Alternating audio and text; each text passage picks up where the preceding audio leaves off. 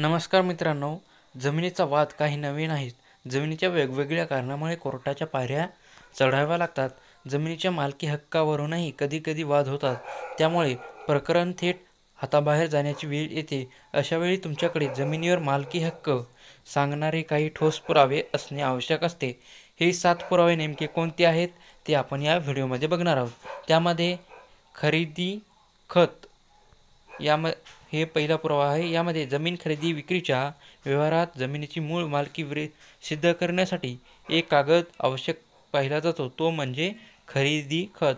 खरेदी खत म्हणजे जमिनीचा प्रथम पुरावा समजला जातो आणि यावर जमिनीचा व्यवहार हा किती तारखेला किंवा कोणत्या 2 व्यक्तींमध्ये किंवा किती क्षेत्रावर आणि किती रुपयांना झालेला आहे याची सविस्तर माहिती खरेदी खतामध्ये असते.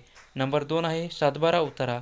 जमिनीचा सातबारा उतारा हा जमिनीच्या मालकी हक्काचा सगळ्यात महत्त्वाचा उतारा आहे. गाव नमुना 7 मध्ये शेतकऱ्याकडे किती जमीन आहे, त्याचा किती जमिनीवरती अधिकार आहे हे नमूद केलेलं असतं. यावरून जमिनीचा खरा मालक कोण त्याची ओळख पटण्यास सुद्धा मदत होते. आता सरकारने डिजिटल स्वाक्षरीचा सातबारा उतारा देखील उपलब्ध करून दिलेला आहे. नंबर 3 आहे खाते उतारा किंवा 8 म्हणजेच नमुना नंबर 8. एखाद्या शेतकऱ्याची जमीन ही वेगवेगळ्या गट क्रमांकामध्ये विभागलेली असू शकते. त्यामुळे या सगळ्या गट क्रमांकामधील शेत जमिनीची जी माहिती आहे ती माहिती एकत्रितपणे खाते उतार्यावरती नोंदवली जाते. त्यामध्ये नमुना नंबर 8 उतार्यामुळे एखाद्या गावात तुमच्या मालकीची जमीन कोणत्या गटात आहे त्याची माहिती तुम्हाला कळू शकते. त्यामुळे जमिनीच्या मालकी हक्कासाठी नमुना नंबर 8 हा महत्त्वाचा दस्तऐवज मानला जातो. जमीन मोजणीचे नकाशे.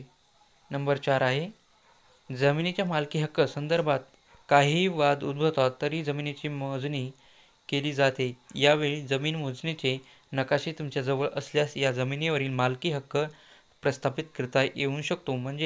त्यामुळे जमीन मोजणीचे नकाशे हे जपून ठेवणं गरजेचं आहे. एकाच ठराविक गट नकाशातील शेतजमिनी कोणाच्या नावावरती आहे आणि त्या शेतकऱ्याचं नाव आणि त्याच्या नावावर किती जमीन आहे याची सविस्तर माहिती या नकाशावर दिलेली असते. नंबर 5 आहे जमीन महसूलच्या पावत्या. दरवर्षी जमिनीचा महसूल भरल्यानंतर तलाठ्यामार्फत दिली जाणारी पावती हा सुद्धा जमिनीची मालकी हक्काबाबतचा महत्त्वाचा पुरावा ठरू शकतो. या पावत्या एका फाईलमध्ये सांभाळून ठेवल्यास वेळप्रसंगी पुरावा म्हणून तुम्हाला वापर करता येऊ शकतो. नंबर 6 आहे जमिनी संबंधित पूर्वीचे खटले. एखादी जमीन तुमच्या मालकी हक्काची असेल आणि त्या जमिनीबाबत पूर्वी कोणतीही केस किंवा खटला चाललेला असेल तर अशा केसची कागदपत्र, निकाल पत्रक इत्यादी कागदपत्र जपून ठेवली पाहिजे, कारण याचाही वापर जमिनीवर मालकी हक्काचा दावा करण्यासाठी तुम्हाला करता येऊ शकतो. नंबर 7 आहे प्रॉपर्टी कार्ड. यामध्ये बिगर शेती जमिनीवर तुमचा मालमत्ता असेल तर त्याच्या मालकी हक्काविषयी जागरूक राहणं आवश्यक असतं. बिगर शेत जमिनीवरती मालमत्तेच्या हक्काविषयी माहिती सांगणारा सरकारी कागद म्हणजेच प्रॉपर्टी कार्ड आणि ज्या पद्धतीने सातबारा उतार्यावरील एखाद्या व्यक्तीच्या मालकीची शेतजमीन किती आहे याची माहिती दिलेली असते. तर ही माहिती तुम्हाला चांगली वाटली असेल तर आमच्या चॅनलला सबस्क्राईब करा. धन्यवाद.